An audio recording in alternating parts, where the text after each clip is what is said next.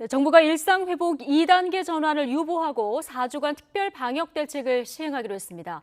모든 확진자는 재택 치료를 원칙으로 하고 추가 접종 대상을 확대하는 것이 핵심인데요. 우려도 적지 않습니다. 자, 손영래 중앙사고수습본부 사회전략반장 연결해서 자세한 이야기 직접 들어보겠습니다. 자, 손 반장님 나와 계십니까? 예, 안녕하십니까. 예, 연일 너무 고생 많으시죠? 예, 아닙니다. 예. 자, 어제 그 특별 방역 대책이 발표됐는데 세부적으로 좀 궁금해 하시는 부분들이 있어서 이걸 하나씩 좀 질문을 드리겠습니다. 예, 예. 자, 가장 일단 눈에 띄는 부분은 재택 치료가 불가능한 경우를 제외하고 모든 확진자에게 이제 재택 치료가 원칙이 되는 건데요. 이전하고 구체적으로 어떤 점이 바뀌는 겁니까?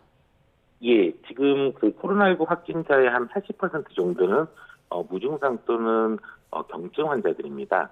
그러니까 지금까지는 저희가 재택 치료를 원하는 분들에 한해서 재택 치료를 제공해 드렸다 그러면 이제는 좀 의료 체계의 효율화와 의료 자원을 좀 더 효율적으로 활용하기 위해서 재택 치료를 기본으로 하되 입원 필요성이 있는 분들을 입원시키는 쪽으로 원칙을 좀 변경하겠다고 하는 것입니다. 예.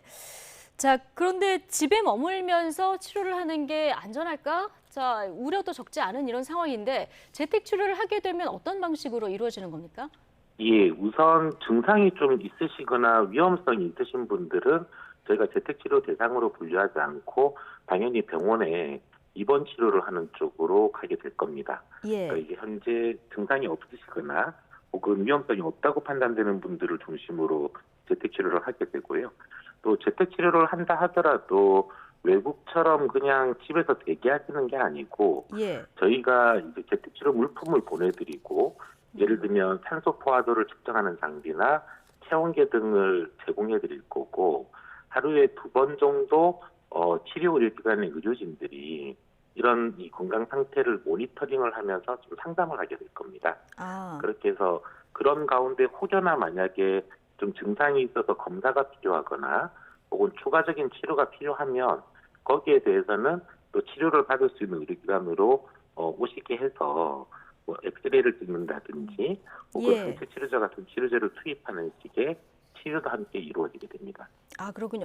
체온계라든가 해열제 이런 거 다 제공을 하고 산소 포화도 같은 것도 이 측정기를 제공하셔서 직접 이제 환자가 측정을 하게 되는 이런 시스템이 되는 거군요. 예, 그렇습니다. 간단하게 예. 측정할 수 있게 되어 있어서 예를 들면 이제 산소 포화도 같은 경우는 혹시 90 이하로 떨어지지 않는지 혹은 발열이 나지 않는지 등등을 손쉽게 측정할 수 있게 해드리고 또 그걸 계속 모니터링 한다는 계획입니다. 예.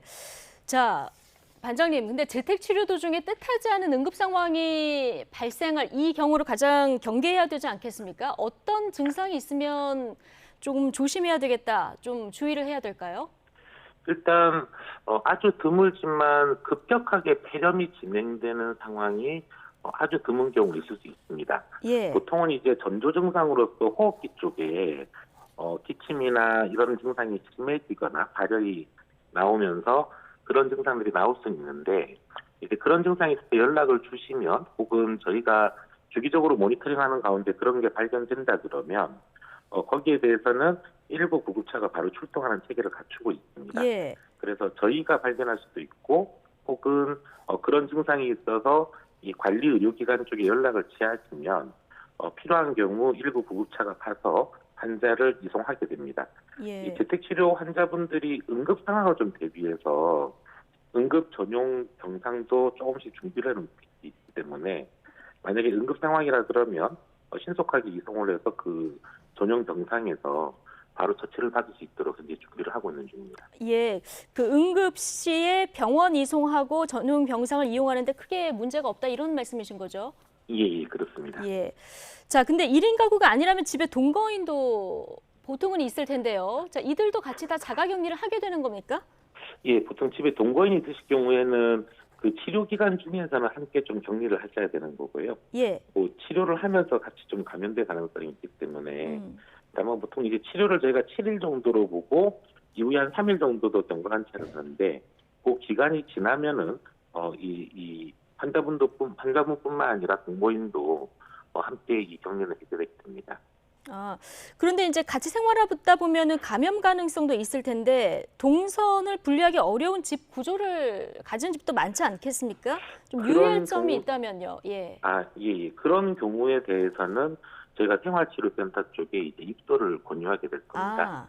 예. 주거 환경을 좀 따져서 이게 예를 들면 화장실이 몇 개인지라든지 분리가 가능한지, 가족 구성원상 또 위험한 분이 혹시 계시진 않는지, 가족 구성 규모가 큰지 등등을 좀 따져서 재택치료가 좀 하는 경우 동거인의 감염이 우려된다라고 판단되면 그 경우에는 저희가 생활치료센터 쪽에 격리 관리를 하는 쪽으로 전환할 예정입니다. 예, 알겠습니다. 자, 재택치료 확대는 병상 문제 해결을 위한 일종의 고육지책으로 이렇게 평가가 되고 있는데, 자, 이미 수도권 병상 가동률 83%를 넘어선 상황에서요. 병상 확보 측면에서는 어느 정도 좀 숨통이 트일까요? 일단 이 재택치료, 지금 저희가 이 의료체계의 원칙은 종전까지는 코로나19 환자는 의료기관이나 혹은 준의료기관적 성격을 가지고 있는 생활치료센터에 입원 관리를 시키면서 모두 관리를 한다는 개념으로 운영되고 있습니다. 네. 근데 그렇다 보니까 아까 처음에 말씀드린 것처럼 한 80%에 달하는 무증상 경증 환자들도 이제 생활치료센터라고 하는 의료 인력을 배치하고 의료 자원을 할애해야 되는 시설 쪽에서 관리를 하게 되니까 전체적으로 저희 의료 체계가 자꾸 분산돼서 활용되는 좀 문제가 있습니다. 그러니까 이렇게 재택치료가 좀 활성화되기 시작하면 저희가 오히려 중환자 중심의 의료 체계에 의료 역량 등을 집중시킬 수 있기 때문에 그런 측면에서는 전체적으로 의료 역량을 중환자 쪽에 할애하는 데 도움이 될 거라고 판단하고 있습니다. 예. 또 하나 좀 장기적으로 볼 때는 결국 일상회복 시기, 이렇게 코로나와 함께 일상회복을 할 때 확진자 증가는 다소 불가피하기 때문에 이제는 정말 이 모든 환자들을 무증상 경증 환자까지도 입원 원칙으로 한 의료 체계로 관리하는 것은 현실적으로 좀 불가능하다고 판단하고 네. 있습니다. 알겠습니다. 그렇기 때문에 이제 재택 치료를 주요하게 이제 불가능한 경우를 제외하고는 확진자에게 이제 재택 치료가 원칙이 되게 방침을 바꾸셨고, 이 재택 치료 중심의 의료 체계 전환과 더불어서 지금 추가 접종도 성인 전체로 지금 확대가 됐는데요. 자, 반장님, 그러면 이제는 세 번째 접종이 추가 접종의 개념이 아니라 이게 기본 접종이라고 이해하면 되는 건가요? 예, 이제부터는 그렇게 강조하셔도 될 것 같습니다. 예. 어제 저희가 이제 질병관리청에서 발표한 게 모든 국민들에 대해서 5개월 이후에 5개월 간격의 추가 접종을 권고하게 돼서 현재 60세 이상은 4개월 간격으로, 그리고 60세 미만의 이 모든 국민들은 5개월 간격으로 추가 접종을 권고하게 됐습니다. 예. 그래서 지금 추가 접종은 이제 일종의 기본 접종의 한 3차 접종 정도로 생각을 하시는 게 더 타당할 것 같습니다. 그러니까 근데 연세가 있으신 분들 중에서 2차 접종까지는 하는데 나는 추가 접종은 안 하겠다 이런 분들도 이제 꽤 계신 것 같아서요. 뭔가 이 추가 접종률을 좀 높일 방안에 대한 고민도 필요해 보이는데요. 어떤 대책들을 좀 세우고 계십니까? 예, 일단 아무튼 이 적극적인 안내와 홍보가 제일 중요하다고 보고 있는 중입니다. 현재 접종을 받으시고 60세 이상은 4개월 정도가 지나면 면역력이 좀 떨어지는 상황이라 돌파 감염이 상당히 나오고 있어서 전체 고령층 확진자 중에 한 80%는 이 돌파 감염에 의한 확진자입니다. 반면에 이제 중증화율은 좀 떨어져 있어서 이 접종을 받으시면 저희가 중증 환자를 놓고 보면은 거의 접종을 받으신 고령층과 접종을 받지 않은 고령층이 5대5 정도로 나타나고 있는 중입니다. 근데 그렇다 하더라도 지금 이 4개월 이상 기간이 경과한 고령층의 경우는 계속 감염이 생기고 중증으로 이전되는 비율이 꽤 높은 편이기 때문에 추가 접종을 좀 반드시 받아주십사라고 하는 안내를 적극적으로 하고 있는 중이고요. 그 외에도 예약이나 이런 부분들이 좀 불편하실 것 같아서 아예 12월부터는 예약 안 하시고 그냥 아무 의료기관에 가서 신청을 하시면 바로 접종을 받을 수 있도록 지금 접종 이 방법도 좀 변경할 예정입니다. 그러니까 예약을 안 하고도 내가 맞고 싶을 때 언제든지 가서 맞을 수 있는 시스템으로요? 예. 고령층에 대해서 60세 이상에 대해서는 지금 그렇게 집중 접종 기간을 운영한다는 방침으로 12월부터 그렇게 작동을 할 예정입니다. 아, 그렇군요. 자, 12월까지 60세 이상 고령층의 추가 접종을 마무리한다. 정부는 이제 이런 계획인데, 근데 항체 형성 기간까지 좀 시간이 필요하지 않겠습니까? 이 기간 동안 고령층을 보호할 대책도 혹시 따로 가지고 계십니까? 예, 지금 이제 추가 접종은 사실은 그 기본 처음에 접종하고는 좀 다릅니다. 저희가 왜 처음에 접종을 할 때는 2차 접종을 완료하고 2주가 지나야지 된다라고 안내를 해드렸었는데, 현재 이 세 번째 접종, 추가 접종의 경우에는 접종을 하시면은 그 다음부터 바로 추가적으로 항체가 올라가는 현상들이 나타납니다. 네. 그래서 이제 뭐 2주를 기다리실 필요까지는 없고요. 또 예. 저희가 한 1주 정도를 지금 생각하고 있는 중이고, 다만 이제 60세 이상을 많은 분들을 추가 접종을 충분히 시키기 위해서는 한 3주에서 4주 정도 시간은 걸릴 거라고 보고 있는 중입니다. 그래서 이 3, 4주간 더 이상 좀 고령층의 감염이 확산되지 않도록 관리하는 게 굉장히 중요하다고 판단하고 있는 중이고요. 현재 우선적으로는 지금 감염이 많이 일어나고 있는 요양병원이나 요양시설들 그리고 경로당이라든지 노인복지관 쪽을 좀 방역을 강화하는 조치를 취하고 네. 있는 중입니다. 알겠습니다. 여기에 대해서는 예. 추가 접종을 좀 강제하고 특히 접종을 받지 않은 종사자들에 대해서는 검사를 주기적으로 하는 쪽으로 상당히 강화시켜서 방역을 강화시키고 있는 중입니다. 예. 자, 청소년 방역 패스 가능성도 거론이 됐었는데 일단 유보가 됐는데 이건 어떤 이유 때문일까요? 일단 청소년 방역 패스에 대해서는 확대하는 기본 방향성에 대한 동의들은 좀 있었는데 네. 구체적으로 어디를 확대할 거냐에 대해서는 아무래도 그 해당 자영업 분야에 있어서의 피해가 좀 발생하는 분야들이 있어서 여기에 대해서는 조금 더 의견을 수렴하면서 결정을 하기로 지금 되어 있습니다. 일단 그 청소년 백신 접종이 자율에서 강력 권고로 변경이 된 거죠? 예, 그렇습니다. 예. 자, 어쨌든 지금 단계적으로 일상 회복을 하면서 방역도 중요하고 경제도 중요하고 참 결정하기 어려운 부분이 많으실 것 같은데, 근데 사실상 방역이 지금 좋지 않은 상황에서 방역이 강화된 부분은 영화관에서 이제 팝콘을 먹을 수 있게 된 것뿐이다 이런 지적도 한편에서는 또 나오거든요.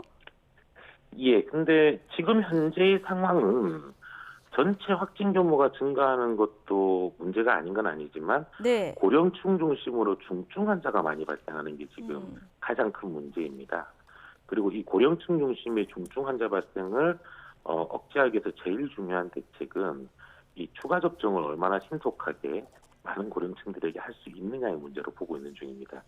그래서 가장 중요한 대책은 추가 접종을 최대한 서둘러서 많은 고령층들이 받을 수 있도록 정부가 총력을 다하는 게 가장 중요하다고 보고 있는 중이고요. 예. 이와 함께 이제 의료 체계를 확충해서 추가적으로 발생하는 고령층 중증 환자들의 치료가 원활하게 되도록 하는 게 중요하다고 보고 있는 중입니다. 예. 이게 가장 핵심적인 대응이라고 보고 있고, 다만 이와 함께 한 3, 4주 정도 상황을 좀 잘 관리하기 위해서 어느 정도 좀 추가적인 방역 조치를 할 것이냐. 네.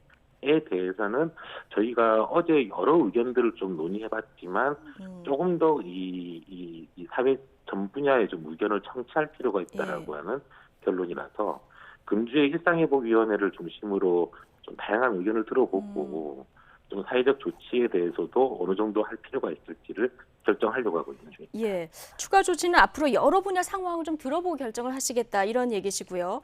자, 마지막으로 질문 궁금한 거 두 가지를 좀 물어볼 텐데 지금 오미크론 변수가 등장하지 않았습니까? 당국에서 지금 이 상황을 어떻게 진단하고 계신지 하나 하고 예. 오늘 10대 미만 첫 사망자가 나왔거든요. 이 부분에 대해서 지금 파악을 하고 계실 텐데 지금까지 어떻게 파악을 하고 계신지 이 두 가지 좀 질문을 마지막으로 드리겠습니다.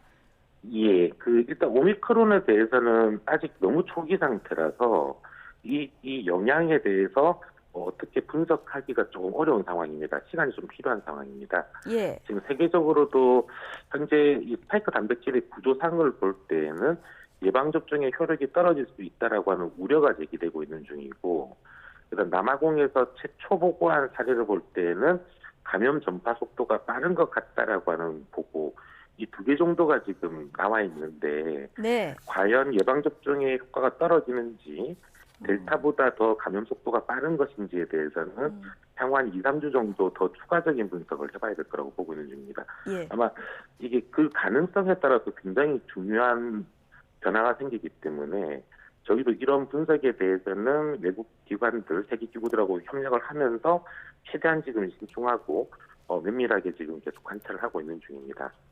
그리고 10대 이하 그 사망 건에 대해서는 지금 너무 아직은 초기 상태라서 네. 제가 상황을 지금 보고받고 파악하고 있는 중이라서 아마 예. 그 부분들은 조금 정리가 되면 제가 다시 한번 발표를 좀 해드릴 수 있을 것 같습니다. 그럼 아직까지는 직접 사망 원인으로 이렇게 완전히 확정하기는 좀 어려운 부분이 있는 겁니까?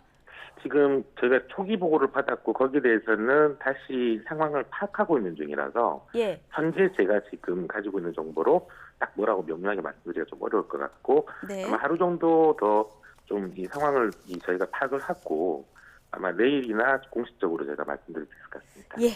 알겠습니다. 여기까지 듣겠습니다. 손영래 중앙사고수습본부 사회전략반장과 함께했습니다. 오늘 고맙습니다. 예, 감사합니다.